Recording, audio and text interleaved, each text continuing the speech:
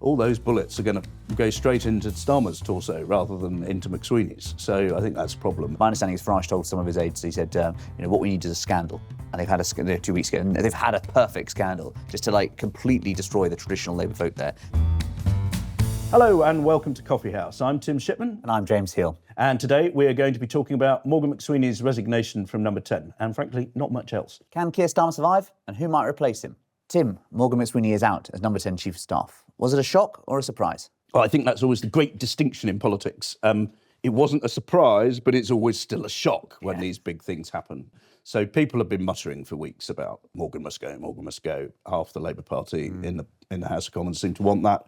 And it always seemed very likely that Starmer would at some point have to sacrifice him, or he would decide that he should go to save Starmer, or that he might go because he's just had enough of bleating Labour MPs moaning on about him wanting to align Labour with the views of the electorate rather than the views of the left of the Labour Party. And I think ultimately it was probably a combination of all those things. There were multiple conversations on Friday between McSweeney and Starmer. Reports of meetings that McSweeney wasn't in as well, where this was clearly being war-gamed. And then finally a conversation on Sunday where, sort of around about lunchtime, where they kind of mutually agreed. And I think they probably did mutually agree, but that didn't mean that it was particularly happy, I don't think. There were a lot of people immediately hitting the WhatsApps. Downing Street was quite concerned that McSweeney's allies would brief against the Prime Minister. And I don't think that particularly happened, but there were certainly a lot of people briefing in favour of McSweeney. He's got a lot of allies in there, and this is easily forgotten by MPs. You think, oh, this man was a menace and he was telling us what to do and it's all terrible. But in the building, the man was very popular, and amongst that sort of cadre of special advisors who are dotted all the way around Whitehall, they are gutted about this. They rated him very highly. They think that they only won their large parliamentary majority because of him. Clearly, that's arguable. The Tories have made a mess of it, but you still need to get it over the line. You still need to make the right arguments and convince the public, and convince enough of them. He ran a clever campaign that targeted the right sort of voters in marginal seats, and that is why Starmer walked off with a big majority. And there's a lot of people think, well, we've lost that now, and that's a big deal. And I think it's a really interesting divide that you touch on there, which is that there are, I know, a huge number of advisors who came up through the Labour ranks, people who worked in the attack unit, people who were really inspired by him. In that, I think if you looked around in 2020, no one in the Labour Party thought they could win a majority next time. Morgan McSweeney was virtually the only one who thought that. That is a different reaction to perhaps elements of the Parliamentary Labour Party who think, hang on a sec, he's there trying to treat us like sort of cattle, get us to walk through the voting lobbies and all in favour of this. They have a very different experience to those who saw him up close, and he does inspire tremendous loyalty in people who've worked as part of his team. Yeah, I mean, you look around the Labour special advisors, pretty well all the good ones have either come up with McSweeney or have spent a period being taught by Damien McBride, another brilliant political mind who, obviously disgraced himself in the past, but is back in the government and working in the Foreign Office now, was in the Home Office. But people who've been there, done it, understand how the world works. And most of that 20, early 30-something cadre of advisors, they've learned a lot from those two men, and I understand why. I've been dealing with both of them on and off for 25 years, and they're both very good at what they do. And it's parliamentarians, elected politicians at times like this will always push against the idea that there are these overmighty aides. But it's not just in sort of modern British politics this has been the case. If you go back to the kings of the past, you think of the Despensers, of Piers Gaveston, all these were wicked advisors leading the king astray. Yes. And I think the reason McSweeney had so much influence is because Starmer himself was not a man of the Labour Party. He decided late in life that becoming a politician, having been the Director of Public Prosecutions, was the way to go and get things done to effect the change that he wanted to do. But he didn't have a sort of touchstone feel for the PLP or the MPs or their seats or any of that stuff. And Morgan knew all of that. He knew everybody's majority. He knew the composition of their seats because he pored over spreadsheets and maps and when he was planning his election strategy. And it's easy to sort of turn around and say this bloke was leading Starmer astray. But part of the reason why he was getting the blame for a lot of stuff was because he was so powerful, because Starmer himself did not do that stuff. He didn't understand that stuff. He wasn't interested in that stuff. He just wanted to turn up and be a grown-up chap making grown-up decisions and hoping that everything would sort itself out, which is the same approach Rishi Sunak took. And bluntly, it didn't work much for him either. So it's very easy to blame the aides. The proof of the pudding now will be, what does it look like without him there? Because since Starmer became leader, he's never not had McSweeney at his side in one capacity or another. And I think it was quite interesting, that statement put out by McSweeney, where he made it very clear. He said, well, when asked, I did recommend the appointment, but it was very much a careful line walking on about sort of what his role was in Mandelson. And I've had phone calls with sort of allies of McSweeney saying, well, what about Jonathan Powell, for instance? Was he asked or was he not asked about this? I mean, this is not going to go away just with Morgan's exit. No, I mean, somebody phoned me yesterday afternoon and said, recommending Peter Mandelson's appointment, being lied to by Peter Mandelson is now a resigning issue. Well, who else was lied to by Peter Mandelson? Certainly Jonathan Powell, arguably, senior people in the Foreign Office, and the Prime Minister. At the end of the day, advisors can advise what they want, but it's still the Prime Minister's decision. So it's a resigning matter to have been lied to and advised wrongly, but not a resigning matter to have been lied to and decided to do such a thing. So, clearly Number 10 will hope that this is a sort of fire break and buys Starmer some time. But in terms of the logic of the argument, if you want to be against Keir Starmer, there's nothing that's happened in the last 24 hours that really fundamentally changes your objections to him. And when we look at what happens now, I mean, we've had the immediate news, you've got 2 new chiefs of staff to make up McSweeney work. Tell us about them, Tim. Well, Vidya Alexon has not been with him as long as Jill Cuthbertson, but she is very well thought of, quite a good policy mind, has increasingly taken on more and more jobs in Downing Street. And that's always a sign that someone is well rated, that they understand how to work with the civil service, but they still, are trusted by the Prime Minister. And frankly, there are very few Starmerites at the top of government. And, she has someone who, from opposition and then into government, has gradually emerged. Some people will say, look, she's not a big enough figure to be the Chief of Staff, but ultimately, you have to take who you can get. And I suspect, I understand that Jonathan Powell was sounded out about this, certainly a few months ago, and I believe in the last few days, and he's pretty happy where he is, doing what he's doing, which is running foreign affairs. He's done the job previously. 10 years of it under Tony Blair. He knows what, bluntly, an arseache of a job it is.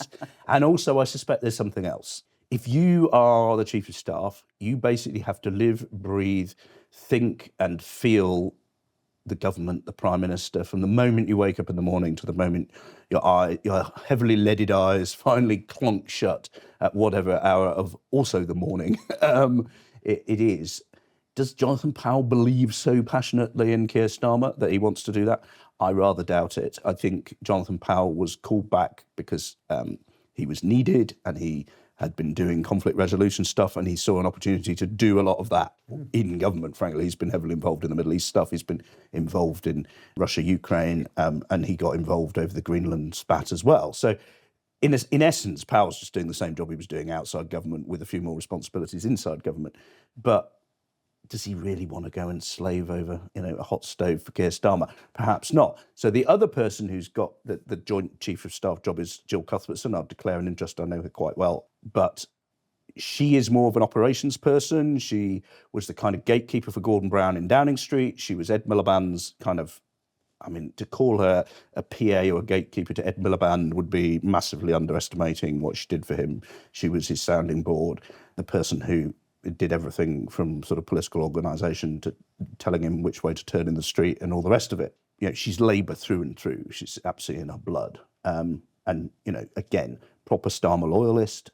We're expecting her to take a leave of absence quite soon. So it's probable that Vidya Alexon is going to end up doing most of this work within a month or two. But to not give it to Jill Cuthbertson as well would have been a right slap in the face, I think. And I think,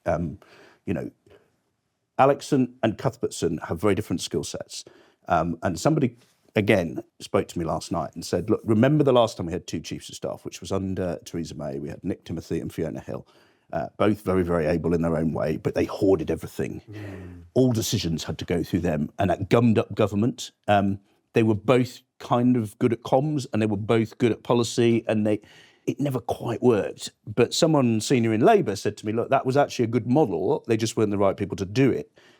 Vidya and Jill are much more kind of meshed like that. They've got complementary skill sets. They're not going to step on each other's toes. It'll be clear which of them ought to be taking a lead in whichever area. And they get on. They're not going to sort of fight for power and influence. And I think it's quite striking, isn't it, that I think often in politics, when you have someone who has to go, there's a pendulum effect where you go for perceiving the opposite in a sense. And that, you know, after all these, I always thought it was rather overblown, the allegations of a so-called boys' club at the top of this. But because you had these two powerful women but were very sort of much behind the scenes, not a large profile. And maybe there is something to be said for that. And I have to say, well, they like to keep their heads down and they don't go briefing the media. Of course. In 5-6 years of covering Keir Starmer, I've never heard a bad word against either of them, which is very different from McSweeney, who is very much a more Marmite figure. Yeah, no, exactly. And so you have the boys' club, you move to 2 women. I have to say, I've had people getting in touch, MPs and female civil servants, saying, well, hang on a minute, we're replacing 1 man with 2 women. That's not a brilliant look either. The other thing is, if you want these people to have the full authority of the Prime Minister to go and drive the things that you need to drive as Chief of Staff, announcing that they're interim doesn't help either of them very much. Right. And again, there are still names doing the rounds. Powell's obviously not going to do it, but Louise Casey's name keeps floating about, which seems to me, and to a lot of the people I've spoken to, she's a very, very able person, though some people think that a lot of it's style rather than substance. Well, someone who was on a call with her recently said, all she does is add fuck to every sentence and everyone thinks she's hard as nails, which is sort of true to one degree. And it looks a bit to me like making her Chief of Staff would be a bit like the mistake that Starmer made bringing in Sue Gray, because while Casey was brilliant and Sue Gray was brilliant at what she did, neither of those things were running Downing Street and driving change across Whitehall. The other name I've heard, which is interesting, is Varun Chandra, who's the business advisor, who was kind of in the running to be Mandelson's replacement in Washington, and that didn't come about because the Foreign Office went, we can't have another political appointment. There's all these blooming diplomats queuing up to do these jobs, and we've got to go and give it to one of them. And Christian Turner was the beneficiary of that. But there's a lot of people I was speaking to, 2 in particular last night, who said Chandra is the last A+ real kind of the person who can make things happen, and that would make a lot of sense. And pointed out that if he doesn't, that something like that doesn't come along, at some point he's going to move on and do something else anyway. So watch this space on him. That's the other name that I think makes sense.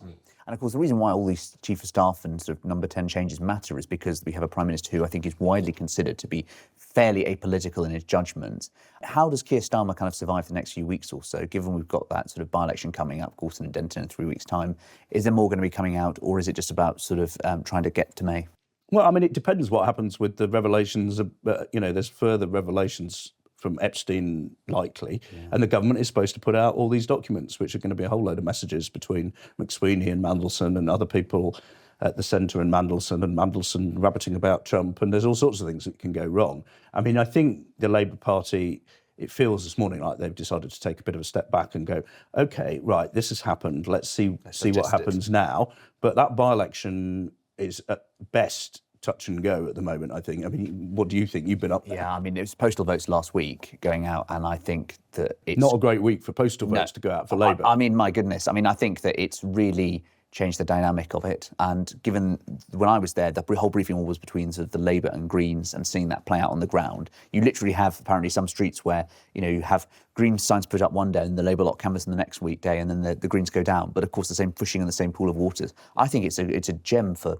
My understanding is Farage told some of his aides, he said, what we need is a scandal. And they've had 2 weeks ago, and they've had a perfect scandal just to completely destroy the traditional Labour vote there. And you think there'll be a lot of very angry Manchester Labour MPs. You've got Lucy Powell on one side, Andrew Rain on the other, who will be very... And of course... they're going in and spending their time now as well, desperately trying to win it. And they won't regard this as very helpful. And a really interesting thing, of course, Tim, is if the Andy Burnham row had happened 2 weeks later, i.e. today, would Keir Starmer have the authority to block him? Probably not.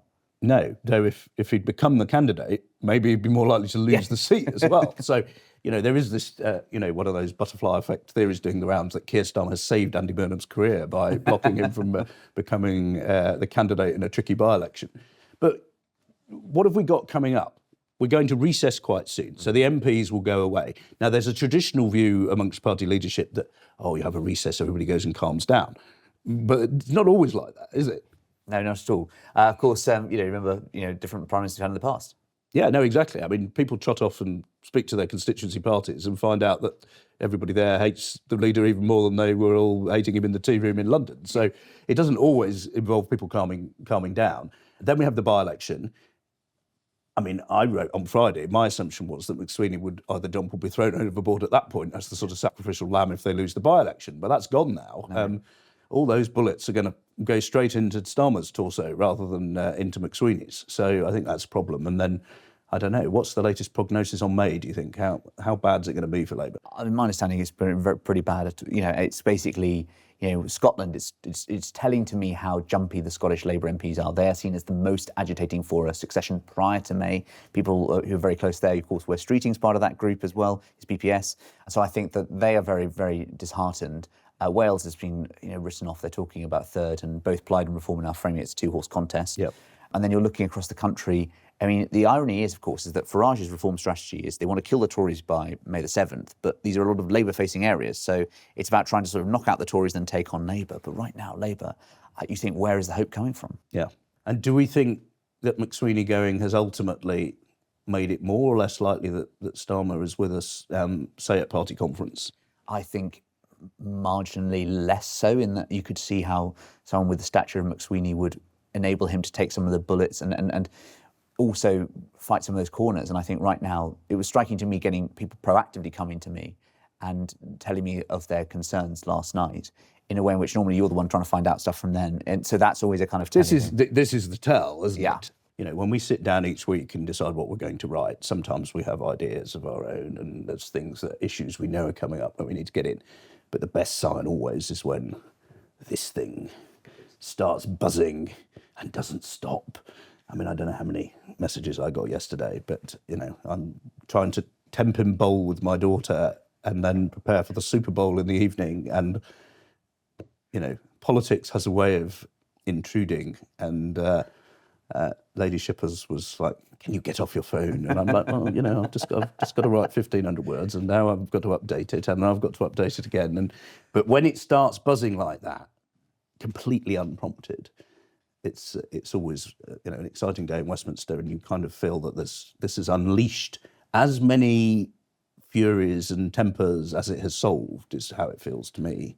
There's quite a lot of angry people there. What do we think this does for the succession then? Where are we with the candidates? Well, I think that obviously there's Wes Streeting there, as the person who, if Keir Starmer was run under a bus literally tomorrow, would be the person with the most elite level support. Yeah. I spoke to one Labour MP last week who was moaning that the right, as he put it, control most of the main organs of the party in terms of getting this done. But otherwise, it's Angela Rayner. I mean, Angela Rayner's now, there's helpful briefings in the Times about helping with HMRC. I'm willing to do that, to help that come forward. She wants that cleared. She wants that out the way. Of course she does. But other than that, I mean, you look around, you think lots of talk about sort of dark horses, older, greyer figures, people like John Healey, potentially. Al Khan's one of the new intakes. The new intake, I'd look at this thinking... I mean, Al Khan's, between lots of messages I was getting from advisors and MPs and Tories enjoying the show, Al Khan's was all over social media in sort of, ruggedly in his top. It was shades of Vladimir Putin. To be perfectly honest, a quiet pint. There was one of him having a quiet pint. There was one of him, he clearly burns around him. He'd just sort of run, a marathon and climbed a mountain. Sort of look at me. But there's also posting videos on social media of him doing pull-ups compared to firemen. Yes. Like, I'll give you 50 quid if you beat me in this. Just complete different vibe shift to what's going on in Westminster here. Yeah, and those of you who don't know, Al Khan is the Armed Forces Minister, member of the new intake. And there's a bit of us just to sort of... The reason he's getting a lot of buzz is because there's a bit of a feeling around the place that we've got a lot of old retreads about to have a crack at this. And, well, what if the new intake, which is the biggest intake, suddenly decide, well, hang on, why don't we just put one of our own up? And Khan's has, I think, sort of self-appointed himself the person most likely to succeed in that situation. But he's got some support, hasn't he? Yeah, certainly he does. And I think one of them said, well, look, the current lots aren't making a great deal of it, so why don't we have a go? And there's that sense of a new generation, and also that sense of respect. And the idea is that, people who are at the top of the cabinet should have respect of their, people down the chain. Those at the MPs are thinking, hang on a sec, you guys are sitting on your hands waiting for everyone else to make their jump, everyone else to make the move, plunge the dagger in. When are you going to actually stand up and be a leader? I had someone I spoke to a Labour councillor actually over the weekend who said, they're just going to march out a load of councillors and they're not coming back. these guys are supposed to be leaders, Yeah. and they're clearly not leading. So hence why you turn to... No, I mean, fair play to Andy Burnham, who not everybody appreciated his 2 attempts in the last 8 months to have a crack at this. But he has put himself forward. It didn't succeed, but he did have a go. I had one text from an MP who said, well, nations are in crisis when they turn to military strongmen. And Al Khan's, Yes, well, perhaps he's going to don a sort of banana hat and say that he's taken over the television station soon. Well, I will say I don't think that when it comes to Keir Starmer's fall, it's going to be a Maduro-style removal of office. It'll probably be more long and drawn and bloody and dragged out. But Rayner is playing an interesting game, isn't she? Because we learnt last week that how much she disapproved of everything that was going on by effectively siding with the Tories to say release all the papers. And then over the weekend, Angela Rayner opposed the Peter Mandelson appointment. The one I thought was interesting, though, was that David Lammy also let it be known that he'd opposed this. And I mean, I remember back at the time when Mandelson was being promoted, it was known then that Lammy didn't like it. But I think that was because at the time we sort of assumed that Lammy had been basically captured by the Foreign Office and they wanted one of their own rather than a political appointment. And so he was sort of doing the bidding of all those diplomats who, wanted the job. And there was also a sense that in Downing Street, I mean, there was almost utter contempt for the idea that David Lammy didn't think this was a good idea, as if they should in any way listen to David Lammy, the Foreign Secretary. Well, it was sort of laughably irrelevant in terms of how most people in Number 10 thought it. They were like, we're the grown-ups, we're going to make this decision, and the Foreign Secretary can lump it. But it's funny how people have a way of getting their own back a few short months later. When when he sort of let it be known, or the letting it be known, he wouldn't be so vulgar as to say it himself, but friends, allies, sources close to, they've all been in action, letting us know that David Lammy was very uncomfortable about this. And he's an interesting one, Lammy, because while a lot of people regard him as a figure of fun, he's not a bad politician in terms of his sort of sense of politics. And any deputy prime minister making trouble for a prime minister is an interesting situation. That's really the danger, isn't it? When cabinet ministers judge it's in their best interests to distance themselves to Number 10 rather than hold them close. Yeah, and we've not had anything from Ed Miliband, who's the other sort of player in this, or Shabana Mahmood. They've both kept their heads down. Well, also interesting, I mean, Ed Miliband's odds over the weekend, he's now the second favourite after Rayner. Well, I think, look, if Angela Rayner can sort out her problems, I think Ed Miliband will probably let her get on with it. My sense from people I know quite well around Ed, and my sense of his character, having met him sort of off-grid a few times, I think he was pretty badly burnt by that leadership experience, and I don't think he really wants to get back to the world of bacon sandwiches and all of that. But people like that do not want Wes Streeting to be the next leader of the Labour Party, and there will be a stop Streeting candidate. It will probably be Rayner, but if it isn't, my understanding is that a significant number of MPs, the cabinet, and I think a little bit significantly, most of the Labour peers, I think, will be knocking on Ed Miliband's door and telling him he's got to do it. And I'm told in those circumstances he would feel, for the good of the party, duty-bound to... If asked to serve. If asked to serve, have another go. But people are not generally asked to serve. You have to take it. Yes, this is a George Osborne aphorism. Power has to be seized. This is not handed out. And this is why all this talk about, could we have a sort of placeholder, a John Healey character? Yeah. I mean, this, it's never come across, this really. stuff is nonsense. Yeah. It never happens. It's always mused about. We journalists get terribly excited about it. I remember when David Liddington was being lined up as a potential placeholding candidate to replace Theresa May. And frankly, it got as far as a bunch of cabinet ministers sitting down and having a dinner together and working out whether this was viable. And it looked briefly like it might happen. I remember working at the Sunday Times that weekend and phoning 11 cabinet ministers. For the first and only time in my career, all 11 called back almost immediately. 10 of them said the Prime Minister needed to go, and 7 said Liddington was the answer, including someone you might have thought would run himself. But then other members of the Cabinet got wind of this idea that there might be a placeholder and thought, well, if there's going to be a placeholder, it ought to be me. One of them may be editing this magazine now.